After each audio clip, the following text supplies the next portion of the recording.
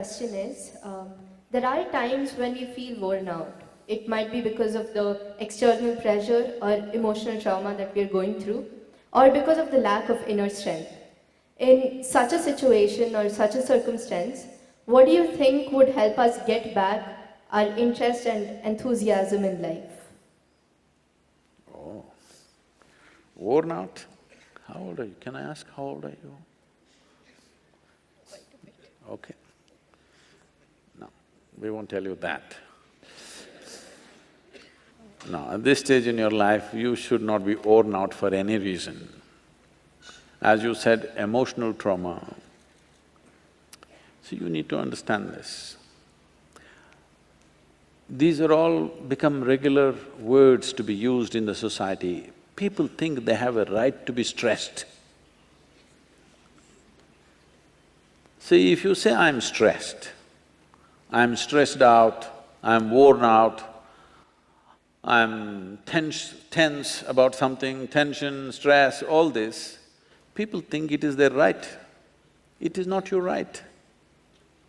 It is a great disaster that you're unfolding upon yourself.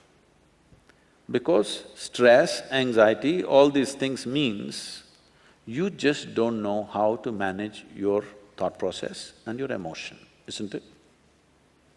Or even your chemistry. To look at it in a very fundamental way.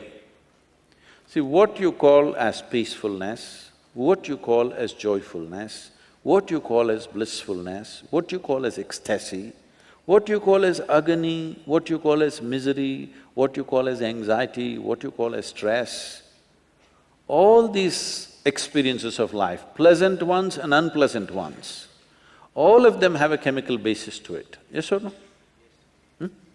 There is a chemistry attached to it. Suppose you lose your peace today, what happens? First thing is you will snap at somebody who is at home, they always give the first dose.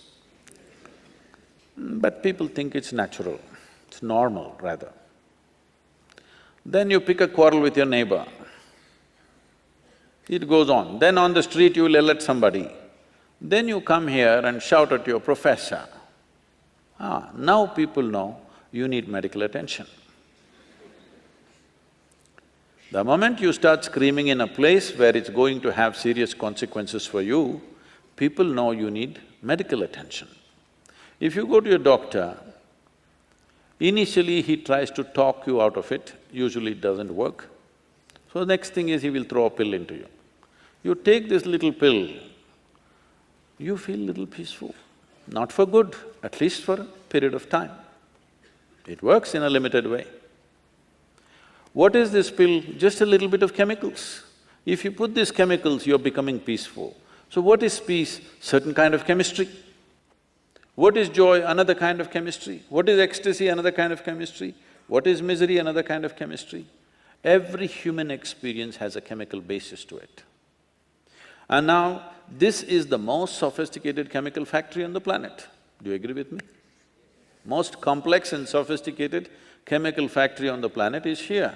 They say what is happening in a single molecule of DNA cannot be done in all the chemical factories on the planet put together. That much complex chemistry is happening. Now the question is only, are you a good manager of your chemical factory or are you a lousy manager? That's all the question is. Yes? If you manage a chemistry of blissfulness, people are always asking me, Sadhguru, how day in and day out with such variety of activity, how are you like this?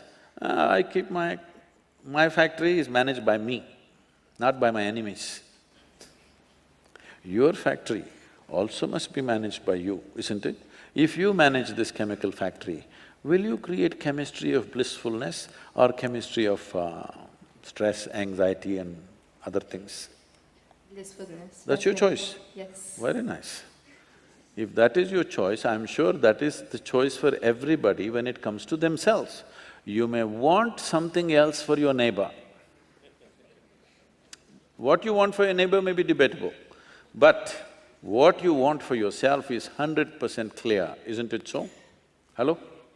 Highest level of pleasantness you want for this, yes or no? Why such a simple thing is not happening? Simply because there is no sadhana. That means you have not turned the tools that have been given to you as your tools. See, we were trekking every year we are trekking in Tibet. So I'm in a tent, I'm doing some work, writing something.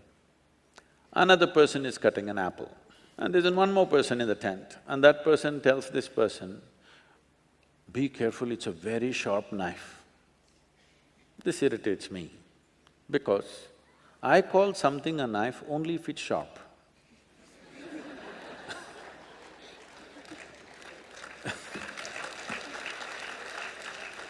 If it is a child, I understand, you say these things. This is a full-grown man. Then I say, hey, leave him alone. He's a full-grown man.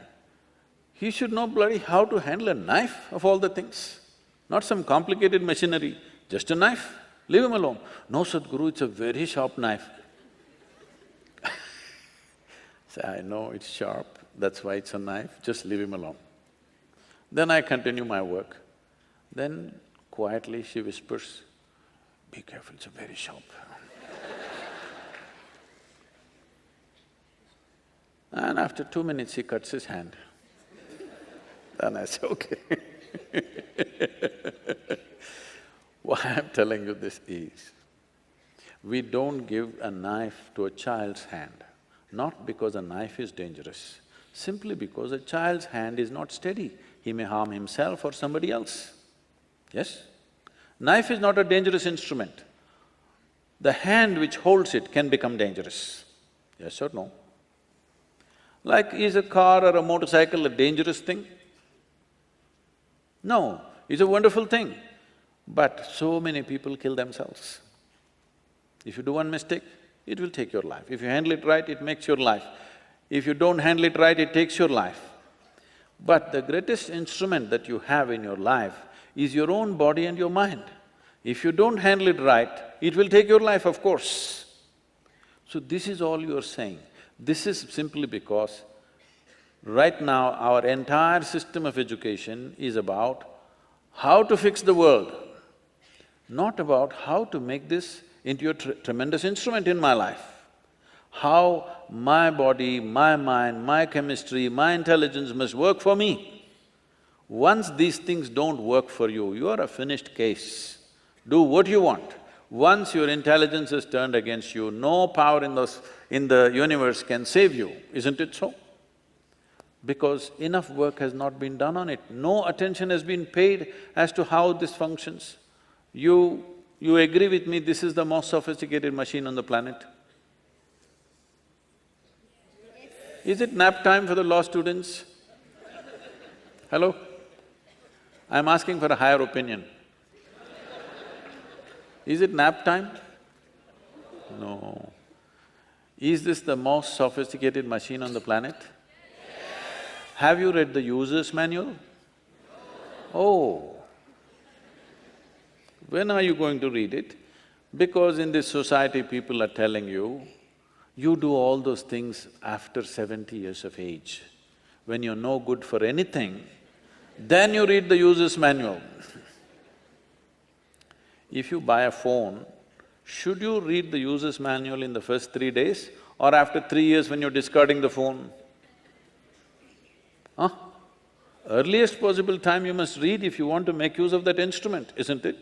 So this is what sadhana means. Sadhana means not doing something crazy. Sadhana means doing whatever it takes so that my body, my energy, my emotion, my thought is in my hands. If you gain mastery over your physical body, 15 to 20% of your life and destiny will be in your hands. If you take charge of your mind, 60 to 70% of your life and destiny will be in your hands. If you take charge of the very life energies that you have, 100% of your life and destiny will be in your hands. Young people should do this first before you mess with the world.